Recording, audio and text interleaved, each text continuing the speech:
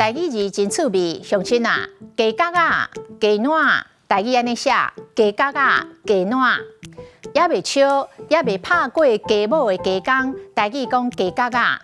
啊，若也袂生两个鸡母，台语讲鸡卵。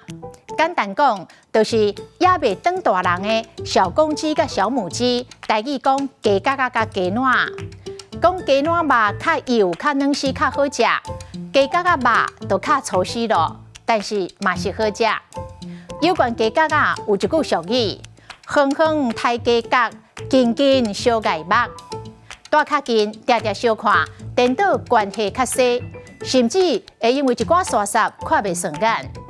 啊，若是路头较远的亲戚朋友，久久啊才看一摆，颠倒是感觉较亲，会抬价相请。这是咧提醒爱珍惜着身边的人，唔通见妙欺神。